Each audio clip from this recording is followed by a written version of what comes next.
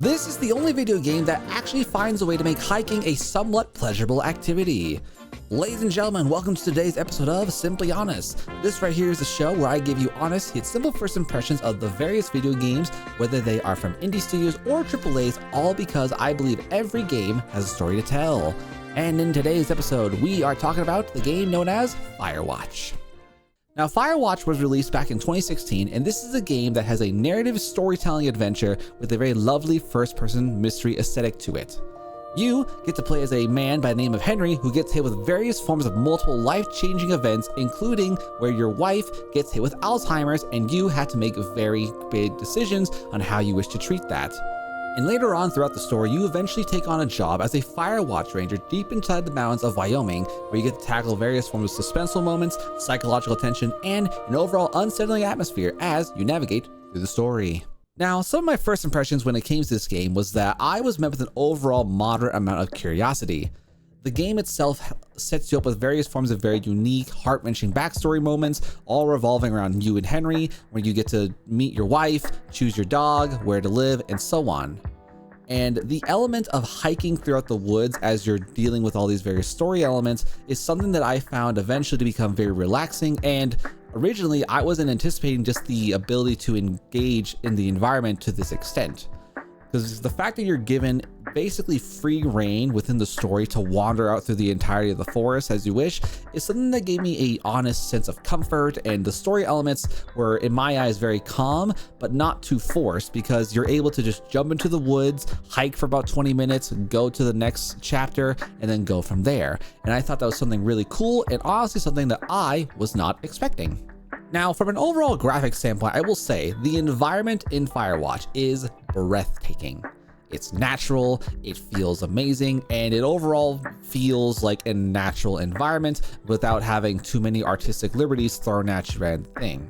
Because despite this being a video game, I just felt like overall the world itself is not over the top in the graphics or in terms of the overall choice of how they designed the forest, but the world itself felt alive, it felt vibrant, and throughout the various events that you deal with throughout the story, both in the day and the night times, everything that was there felt like it had a place, and it felt very alive and digestible for me as a gamer whilst I was going through the story. And speaking of the story, I felt like the story itself was, very, very personal. As a married man, I felt that this was a game that I had a very strong connection to, because throughout the story you're learning all these things about Henry and all the changes that he has to do in his life and the various decisions involving his wife, and all the things that build up to where you're playing as him really caused me to be very invested into this situation as I wasn't initially expecting. And during some of the segments where you had to hike throughout the woods, it oftentimes allowed you a moment of reflection throughout the game, as you had to sometimes hike for almost 10 to 15 minutes throughout the various trails, and it offered for me during my playthrough a moment to kind of verbalize the situations that were going on inside my head. And this game does incorporate a very suspenseful atmosphere, and by all means I would not call this game a horror game. This game genuinely is more of a mystery game with a lot of suspense, because you're not having to worry about things such as health, food, water, and there's not monsters. So the game just makes it suspenseful, but I don't believe it forces the survival necessity down your throat. And another thing that I really enjoyed about the story was the overall dialogue. The various talking points in the game was very witty, and given the circumstances, everything felt very real given the characters that you met throughout the game. Now, overall, when it comes to some of the future aspects or the future involvements of other parts of this game, I don't believe this game really took a direction towards the end that would incorporate potentially another installment or just another story. I believe they found a way to make the story revolve around this one standalone concept, and they found a way to end it in a way that just allowed you to really appreciate the story itself, and overall made Firewatch itself a very genuine standalone title. Overall, in my opinion, Firewatch is, in my eyes, a very cozy game. With the access to things such as the free hiking option where you can simply wander around the woods without objectives or distractions, this game for me checks all the boxes to be a relatively wonderful, cozy game, because not only does it have a very cute story, but it has various and wonderful additions to the game where you can just literally turn your brain off and focus on the environment itself without being distracted by the walkie-talkie going crazy, or, you know, various NPCs just screaming at you, hey, what are you doing? And so on. I will say that this game may seem very low energy and, in my eyes, a very slower pace for certain audience members who are looking for a new game to engage with. With this story game, I would not necessarily recommend it for gamers who are looking for a thriller or something with a lot of action, as again, this game, in my eyes, focuses heavily on the environment, and the storytelling is a bit of a different style than what other people may be used to with today's releases of games.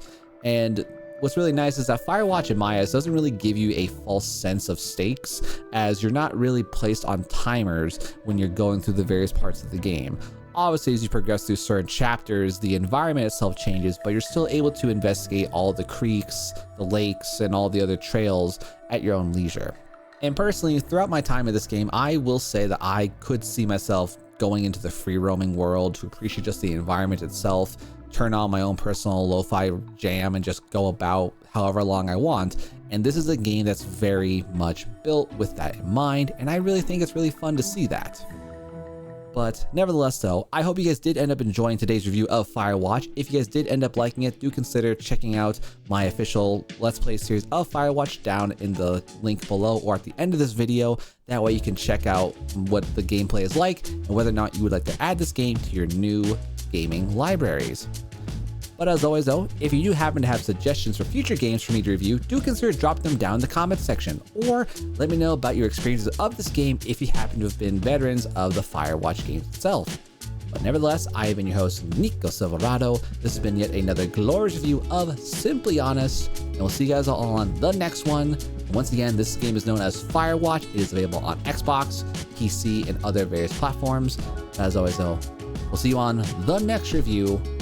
Adios, sayonara, and goodbye.